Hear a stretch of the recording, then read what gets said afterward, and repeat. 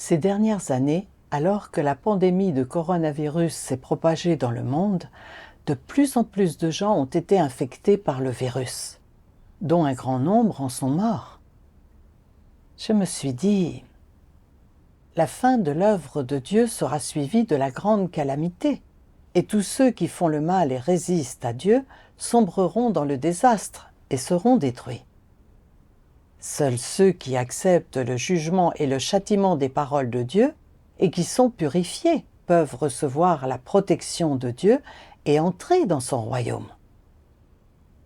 Je dois intensifier ma diffusion de l'Évangile et l'accomplissement de mon devoir, et préparer d'autres bonnes actions. Alors seulement, je connaîtrai une issue et une destination heureuse. Je me suis aussi dit, après avoir accepté l'œuvre de Dieu des derniers jours, j'ai quitté mon travail pour diffuser l'Évangile. J'ai été arrêté plusieurs fois et je n'ai jamais trahi les frères et sœurs ni l'Église. Par la suite, j'ai continué à diffuser l'Évangile comme avant et j'ai gagné pas mal de monde durant ces années. Même si j'ai déjà 70 ans, je suis toujours responsable de l'œuvre d'évangélisation de plusieurs églises, et leurs résultats ne sont pas mauvais. Je suis convaincu qu'aussi longtemps que je continuerai à accomplir correctement mon devoir, Dieu me sauvera certainement à l'avenir. À cette pensée, mon cœur s'est réjoui, et j'ai été très active dans mon devoir. Un jour de décembre 2022, au réveil, je me suis sentie un peu fiévreuse, avec la gorge irritée et une toux. J'avais récemment été en contact avec une personne atteinte de la Covid. J'ai donc pensé que j'avais également été contaminée. Cependant, mes symptômes n'étaient pas trop graves à l'époque, et je pouvais encore les supporter. Je n'en ai donc pas fait grand cas. Après quelques jours de repos à la maison, je me sentais un peu mieux. À l'époque, j'étais très heureuse, pensant que dans la mesure où je croyais en Dieu et avais toujours accompli mon devoir au sein de l'Église au cours de ces années, Dieu m'avait permis de me rétablir rapidement. Je me devais donc tout particulièrement de diffuser l'Évangile et de préparer d'autres bonnes actions. Mais, contre toute attente, ma maladie s'est ultérieurement aggravée. Un jour, j'étais rentrée chez moi après avoir diffusé l'Évangile lorsque, soudainement, je me suis sentie faible, prise d'une forte fièvre et de vertige. Le lendemain, j'avais toujours une forte fièvre qui peinait à baisser. À ce moment, j'ai paniqué un peu et je me suis dit, lorsque je suis tombée malade, je ne m'en suis pas plainte et j'ai continué à faire mon devoir comme d'habitude. J'aurais dû recevoir la protection de Dieu. Alors pourquoi mon état s'aggrave-t-il? Depuis l'épidémie de coronavirus, des millions de personnes dans le monde entier sont mortes, dont un grand nombre de personnes âgées. Si mon état continue de s'aggraver, vais-je aussi mourir? Durant ces quelques jours, j'ai pris des médicaments pour faire baisser ma fièvre, mais celle-ci est restée élevée. Je me sentais fatiguée et n'arrêtais pas de tousser. Surtout, lorsque j'ai appris que des personnes plus âgées de mon entourage mouraient de la Covid, j'ai pris un peu peur et me suis inquiétée en pensant « L'œuvre de Dieu sera bientôt terminée. Si je meurs maintenant, puis-je quand même être sauvée? Tous les efforts accomplis durant ces années seront-ils perdus? Il y a des personnes de l'Église qui n'accomplissent aucun devoir. Comment se fait-il qu'elle n'ait pas encore été contaminée? Quant à moi, j'ai renoncé à ma famille et à ma carrière, et j'ai toujours accompli mon devoir. J'ai beaucoup souffert et j'ai payé un certain prix. Pourquoi Dieu ne m'a-t-il pas protégée? À cette pensée, je ne pouvais m'empêcher de me sentir déprimée. Bien que je n'ai rien dit et que j'ai continué à accomplir mon devoir, mon cœur avait perdu de sa vigueur et je ne voulais pas souffrir ou payer un prix dans l'exercice de mon devoir. Lorsque le dirigeant m'a proposé de me confier le travail d'évangélisation de quelques autres églises, je n'étais pas très emballée. Je me suis dit qu'il était plus important de me maintenir en bonne santé. Si je devais me soucier d'un trop grand nombre de choses, mon corps ne pourrait pas le supporter. De plus, je n'étais pas tout à fait rétablie de mon dernier combat avec la Covid. Si j'étais à nouveau infectée, je pourrais bien ne pas m'en sortir. Après cela, en faisant mon devoir, chaque fois que j'avais des frissons et que je toussais, je craignais que la situation s'aggrave et j'étais souvent inquiète et effrayée. J'ai pris conscience que mon état était incorrect et j'ai prié Dieu. Dieu, tu m'as permis d'avoir cette maladie, mais je t'impose des exigences et je ne suis jamais capable de me soumettre. S'il te plaît, guide-moi pour me soumettre à tes orchestrations et à tes arrangements, pour chercher la vérité et en tirer des leçons. Après avoir prié, j'ai lu quelques-unes des paroles de Dieu. Dieu Tout-Puissant dit : lorsque les gens sont incapables de percevoir, de comprendre, d'accepter les environnements que Dieu orchestre et sa souveraineté, et de s'y soumettre, et lorsqu'ils sont confrontés à diverses difficultés dans leur vie quotidienne, ou lorsque ces difficultés dépassent ce que les gens normaux peuvent supporter, ils ressentent inconsciemment toutes sortes d'inquiétudes et d'angoisses, et même de désarroi. Ils ne savent pas à quoi ressemblera demain ou après-demain, ni comment les choses se passeront dans quelques années, ni quel sera leur avenir.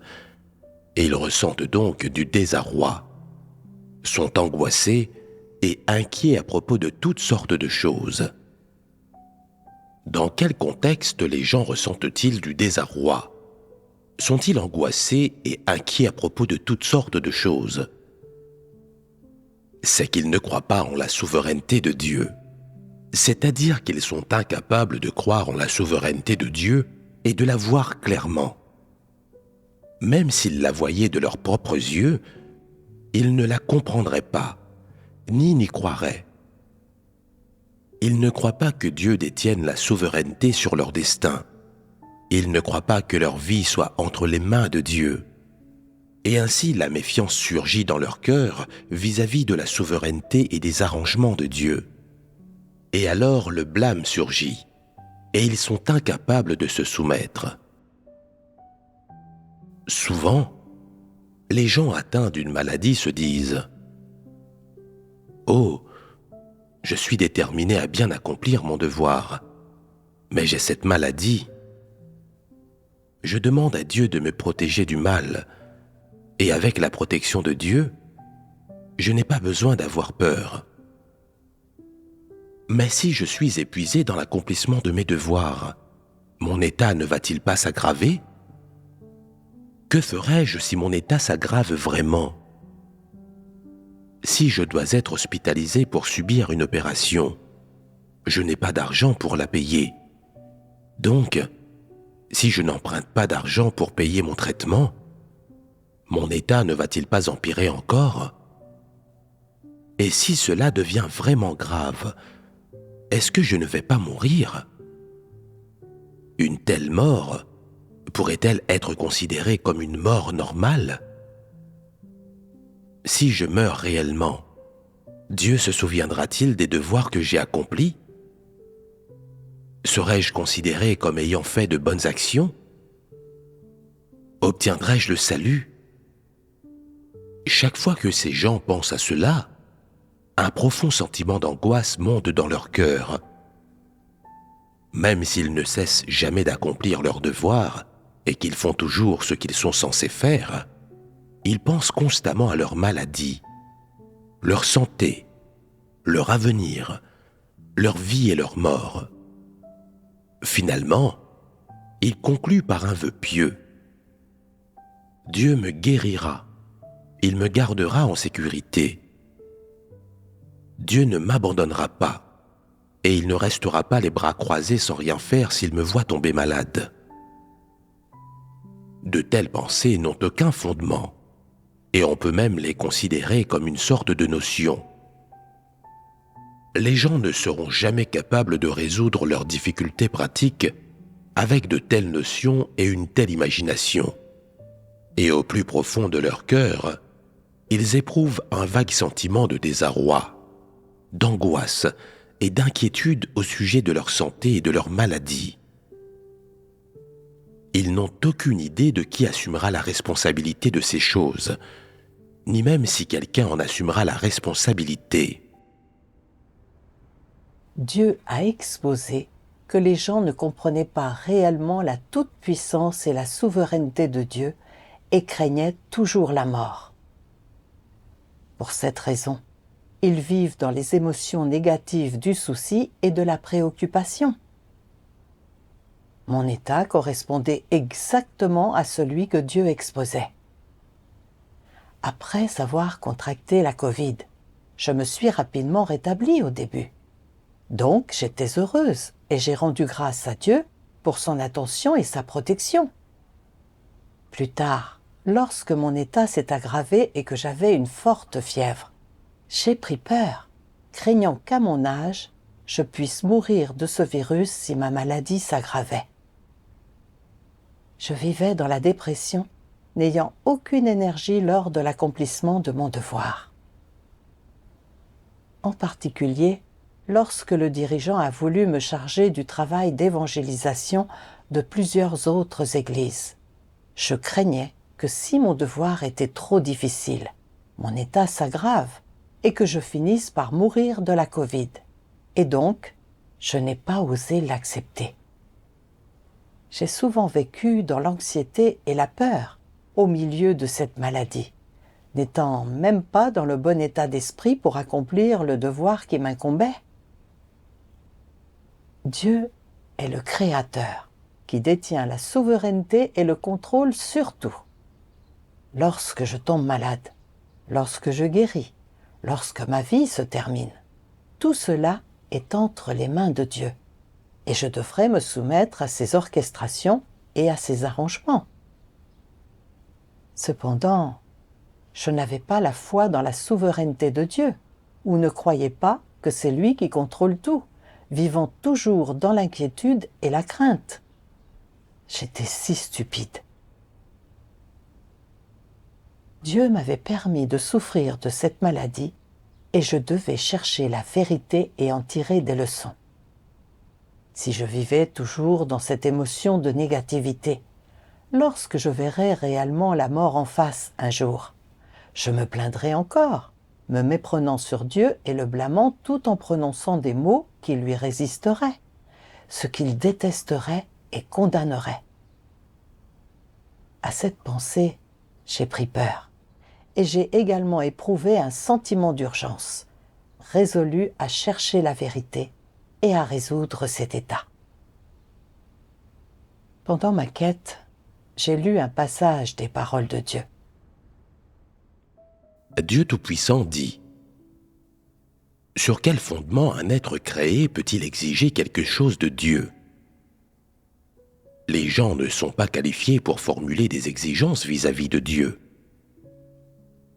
Il n'y a rien de plus déraisonnable qu'exiger quelque chose de Dieu. Dieu fait ce qu'il doit faire. Son tempérament est juste.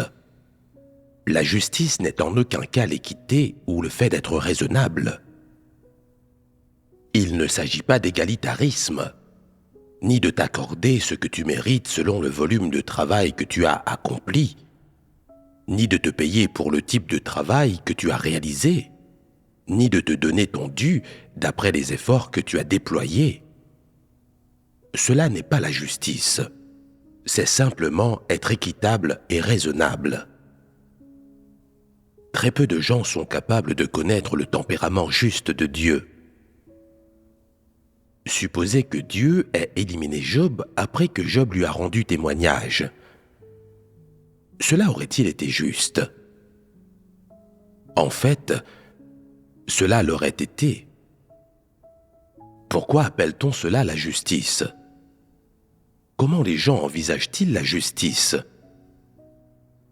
Si quelque chose est conforme aux notions des gens, il leur est très facile de dire que Dieu est juste. En revanche, s'ils ne considèrent pas que cela soit conforme à leurs notions, si c'est quelque chose qu'ils sont incapables de concevoir, alors il leur serait difficile de dire que Dieu est juste. Si Dieu avait détruit Job à l'époque, les gens n'auraient pas dit qu'il était juste. En réalité, que les hommes aient été corrompus ou non, et qu'ils l'aient été profondément ou non, Dieu doit-il se justifier quand il les détruit? Devrait-il expliquer aux gens sur quelle base il agit ainsi? Dieu doit-il dire aux gens quelle loi il a ordonnée? Il n'y a pas lieu. Aux yeux de Dieu, une personne qui est corrompue et qui est susceptible de s'opposer à lui est dénuée de toute valeur. La manière dont Dieu la traite sera toujours appropriée, et il s'agit toujours des arrangements de Dieu. Si tu étais déplaisant à ses yeux, et s'il disait qu'il n'avait que faire de toi après ton témoignage, et que par conséquent, il te détruisait, serait-ce là aussi sa justice? Absolument. Tout ce que Dieu fait est juste. Même si les humains ne sont pas capables de percevoir la justice de Dieu, ils ne doivent pas porter de jugement à volonté. S'il fait quelque chose qui leur semble déraisonnable, ou s'ils ont une opinion à ce sujet et que cela les amène à dire qu'il n'est pas juste, alors ils ne se montrent pas du tout raisonnables. En méditant les paroles de Dieu, j'ai pris conscience que dans le passé, je n'avais pas réellement compris le juste tempérament de Dieu.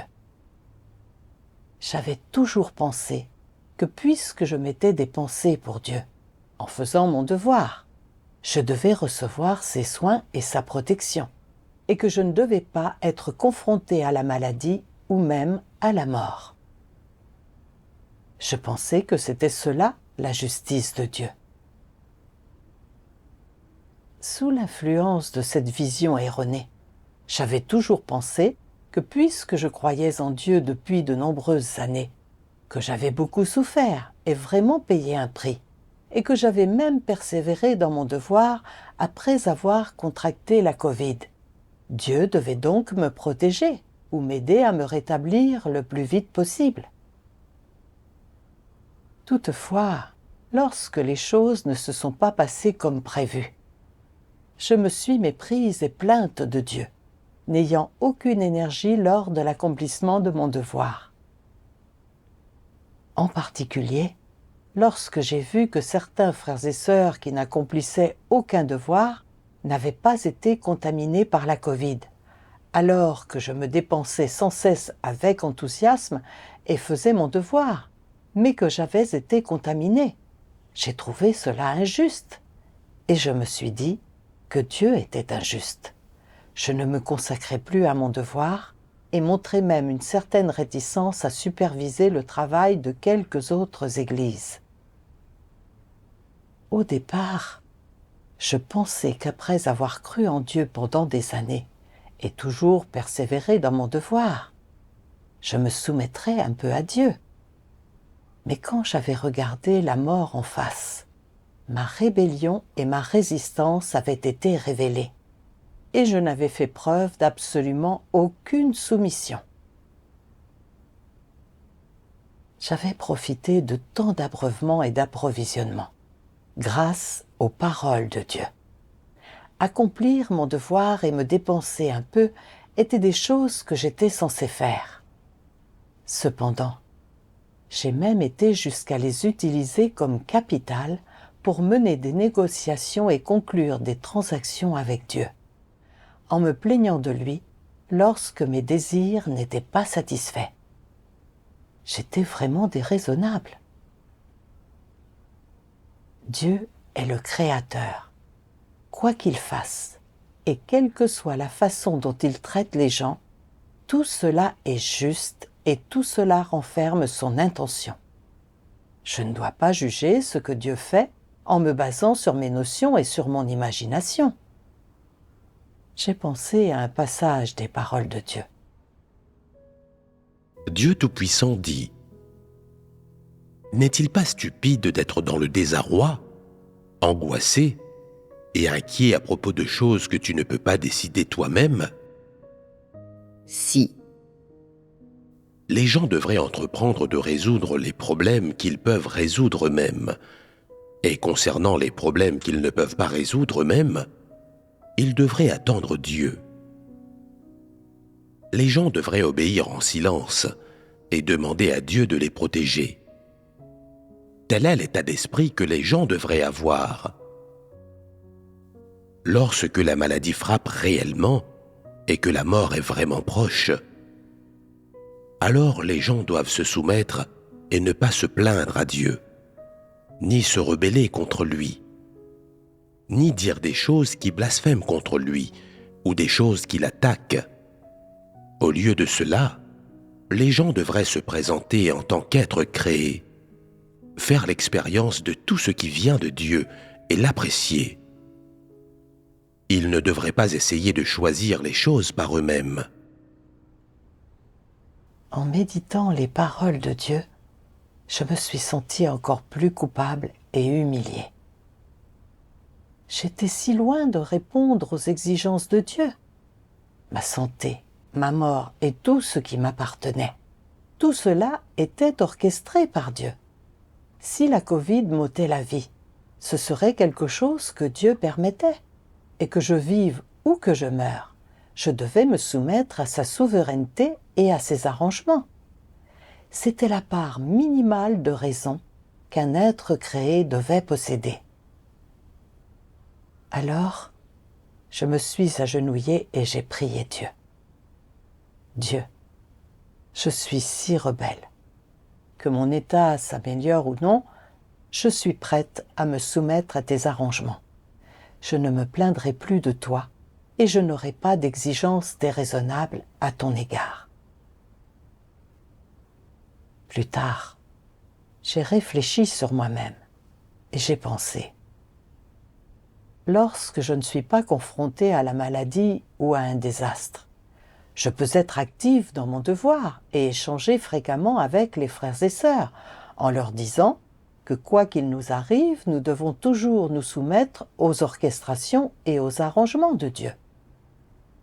Alors pourquoi est-ce que je me suis méprise et me suis plainte de Dieu lorsque ma maladie s'est aggravée, allant jusqu'à ne plus avoir l'énergie de faire mon devoir ? Pourquoi ai-je révélé cette rébellion et cette résistance ? Pendant ma quête, j'ai lu quelques paroles de Dieu. Dieu Tout-Puissant dit : Avant de décider de faire leur devoir, les antéchrists débordent d'attentes au plus profond de leur cœur. Que ce soit en termes de perspective, de gain de bénédiction, de bonne destination ou même de couronne. Et ils sont extrêmement confiants vers le fait qu'ils atteindront ces choses. Ils viennent à la maison de Dieu pour faire leur devoir avec ce genre d'intention et d'aspiration.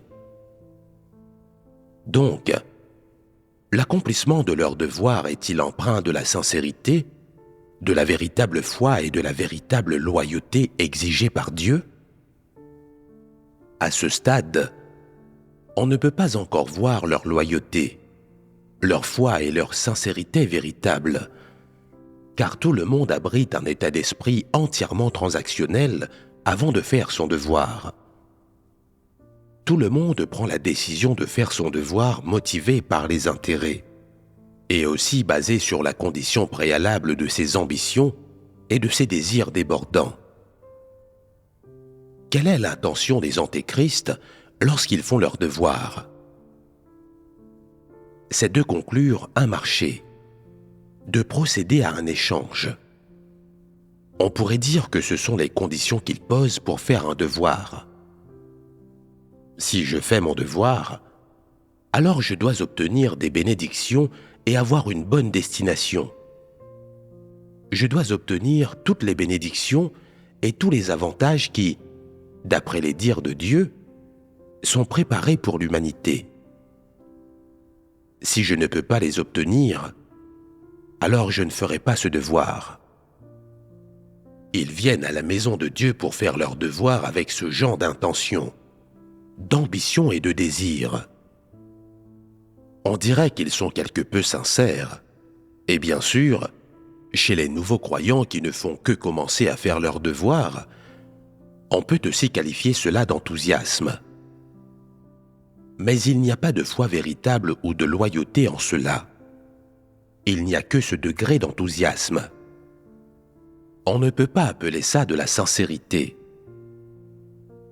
Si l'on en juge par cette attitude qu'ont les antéchrists vis-à-vis de l'accomplissement de leur devoir, elle est complètement transactionnelle et remplie de leur désir de bénéfice, comme celui de gagner des bénédictions, d'entrer dans le royaume des cieux, d'obtenir une couronne et de recevoir des récompenses.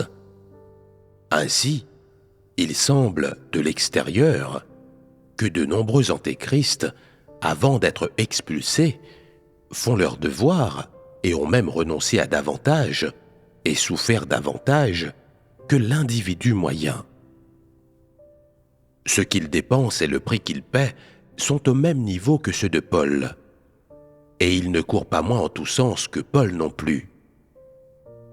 C'est quelque chose que tout un chacun peut constater. En ce qui concerne leur comportement et leur volonté de souffrir et de payer le prix, ils ne devraient rien recevoir.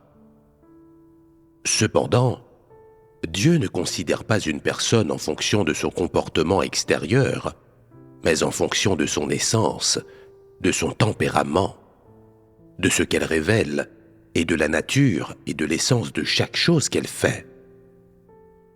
Lorsque les gens jugent et traitent autrui, ils déterminent qui il est uniquement en fonction de son comportement externe, de la quantité de souffrance qu'il endure et du prix qu'il paie. Et c'est une grave erreur. À travers ce que Dieu exposait, j'ai finalement compris que lorsque j'accomplissais mon devoir et me dépensais avec enthousiasme pendant ces années, je n'étais pas vraiment attentive aux intentions de Dieu et n'accomplissais pas mon devoir en tant qu'être créé. Et cela ne venait pas non plus de ma sincérité ou de ma loyauté envers Dieu. À la place, j'avais transformé l'accomplissement de mon devoir en un outil et une monnaie d'échange, utilisée pour satisfaire mon désir d'obtenir des bénédictions, afin de pouvoir survivre à l'avenir et profiter de bénédictions éternelles. Voyant que les désastres survenaient les uns après les autres et que l'œuvre de Dieu était presque terminée, je me suis félicitée, pensant que puisque je m'étais abandonnée à Dieu, dépensée pour lui et que j'avais accompli mon devoir, je recevrais certainement sa protection et finirais par survivre. Toutefois, lorsque j'ai contracté la Covid et que mon état s'est aggravé, je craignais que puisque j'étais âgée, je pourrais mourir de ce virus. Alors je me suis sentie découragée et déçue, et j'ai perdu ma foi. J'ai même commencé à utiliser mon soi-disant capital pour raisonner avec Dieu, pensant que parce que j'avais tellement souffert dans mon devoir et produit des résultats lors de la diffusion de l'Évangile, Dieu devrait par conséquent me protéger. Lorsque mes désirs extravagants n'étaient pas satisfaits, je pensais que Dieu ne me protégeait pas et me traitait injustement. Et je n'avais aucune énergie lors de l'accomplissement de mon devoir. Lorsque les faits ont été révélés, j'ai finalement vu que depuis que j'ai commencé à croire en Dieu, je le faisais pour obtenir des bénédictions. J'ai dit à maintes reprises que je croyais en Dieu et que l'accomplissement de mon devoir était parfaitement naturel et justifié. Mais en réalité, j'utilisais et trompais Dieu. J'étais vraiment si égoïste et fourbe. Je pensais à Paul qui a voyagé partout en Europe, répandant l'Évangile durant l'ère de la grâce, endurant de grandes souffrances et convertissant de nombreuses personnes. Cependant, le fait qu'il se dépense et souffre n'avait pour but que de lui permettre d'entrer au royaume des cieux et d'obtenir des récompenses. C'était transactionnel et trompeur, et non seulement Dieu désapprouvait le fait qu'il se dépense, mais il détestait cela au plus haut point. Au bout du compte, au lieu d'être béni par Dieu, Paul a été puni.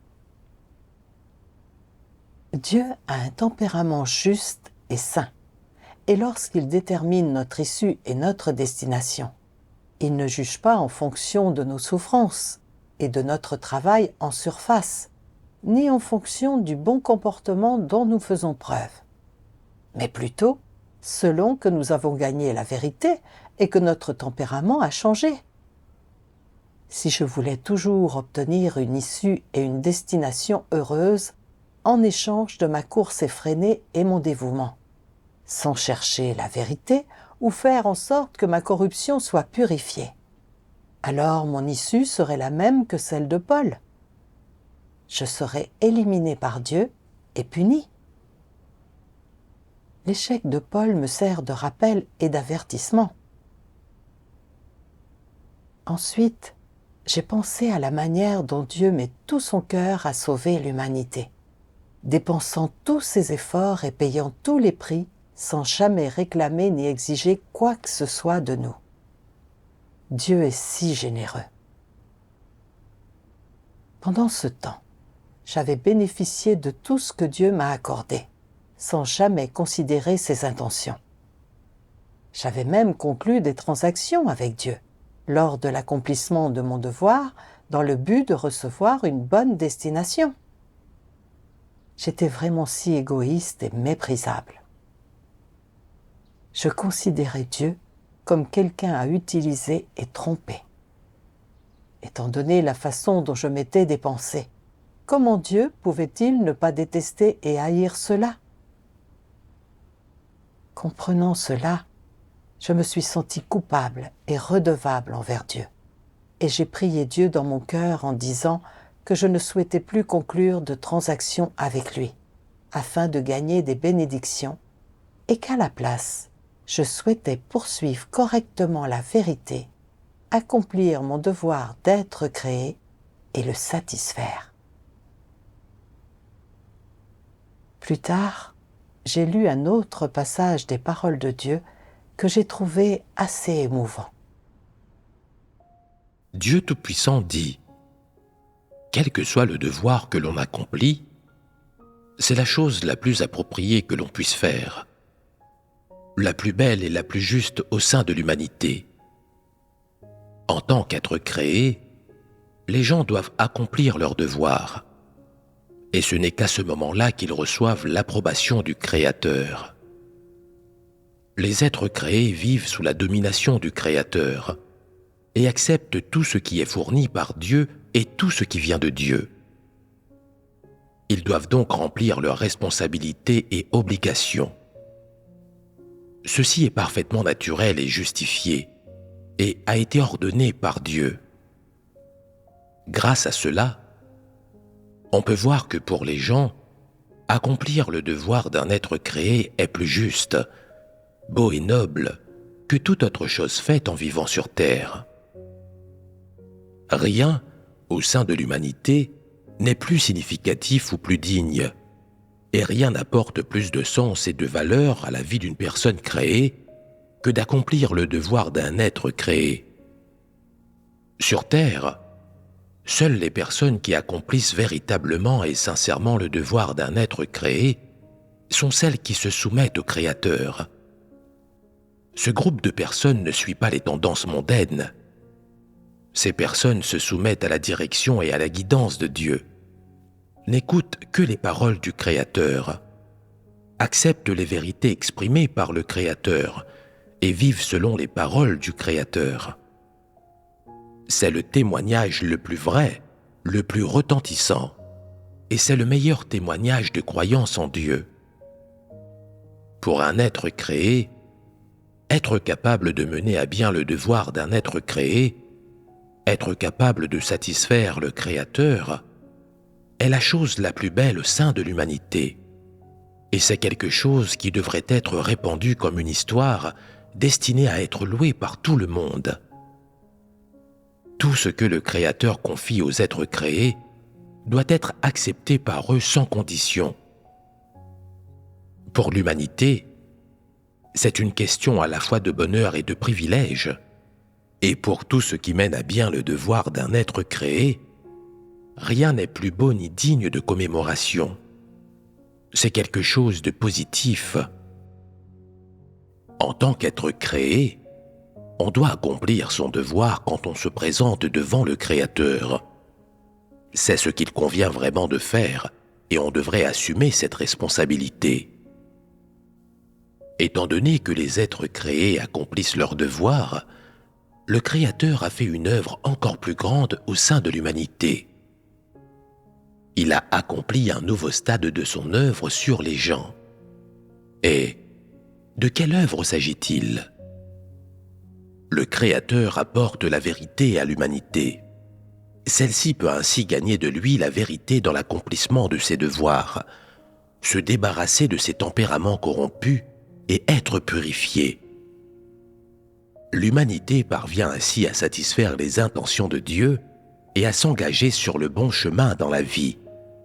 Et finalement, elle est capable de craindre Dieu et de s'éloigner du mal, d'atteindre le salut complet et de ne plus être assujettie aux afflictions de Satan. Voilà l'effet que Dieu voudrait que l'humanité obtienne, en fin de compte, en accomplissant son devoir. Après avoir lu les paroles de Dieu, j'ai compris que les êtres créés prenant leur fonction devant le Créateur est la chose la plus significative et la plus belle qui soit. Cela revient à faire preuve de respect filial envers ses parents. C'est une responsabilité et une obligation que les gens doivent honorer sans aucune transaction ni demande que ce soit. Plus important encore, durant l'accomplissement de nos devoirs, Dieu détermine diverses circonstances qui révèlent nos corruptions et nos lacunes, nous permettant de rechercher la vérité, nous comprendre nous-mêmes, corriger nos tempéraments corrompus, juger les personnes et les choses selon ses paroles, ne plus souffrir de la corruption et du mal de Satan, et finalement atteindre le salut. Voilà l'intention de Dieu.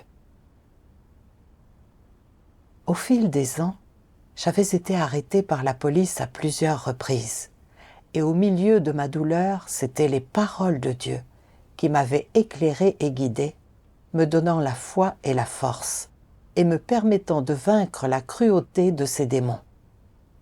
Aussi, lorsque je m'exaltais et m'exhibais dans mon devoir, révélant un tempérament arrogant, Dieu donnait lieu à des circonstances pour me châtier et me discipliner. Grâce à ce que ces paroles ont révélé, j'ai acquis une certaine compréhension de moi-même et j'ai été capable de me repentir immédiatement devant lui. Tout cela était le salut de Dieu. Dieu avait dépensé tellement d'efforts pour moi, et pourtant, je n'avais pas poursuivi la vérité ni rendu son amour, ne tournant mes pensées que vers les bénédictions lors de l'accomplissement de mon devoir. Je n'avais réellement aucune conscience. Lorsque je suis tombée malade cette fois-ci, après avoir cherché la vérité et réfléchi sur moi-même, j'ai finalement vu clairement ma motivation méprisable, de n'accomplir mon devoir que dans le but d'obtenir des bénédictions durant toutes ces années, acquérant également une certaine compréhension de mon tempérament corrompu. Tout cela, c'était Dieu qui me sauvait. Maintenant, Dieu m'avait donné le souffle et m'avait laissé vivre. Et c'était sa miséricorde et sa grâce. J'ai dû abandonner mon intention de gagner des bénédictions et bien faire mon devoir. Plus tard, j'ai lu d'autres paroles de Dieu. Dieu Tout-Puissant dit : pour toute personne née dans ce monde, la naissance est nécessaire et la mort inévitable. Personne ne peut s'élever au-dessus de cet état de choses. Si l'on veut quitter ce monde sans douleur, si l'on veut être en mesure de faire face au moment décisif final de la vie, sans réticence ou inquiétude, la seule façon est de ne laisser aucun regret. Et le seul moyen de partir sans regret est de connaître la souveraineté du Créateur, de connaître son autorité et de s'y soumettre. Ce n'est que de cette manière que l'on peut éviter la lutte humaine, le mal, l'esclavage de Satan. Et ce n'est que de cette façon que l'on peut vivre une vie comme celle de Job, guidé et béni par le Créateur, une vie qui est libre et libérée, une vie valorisante et significative, une vie qui est honnête et franche.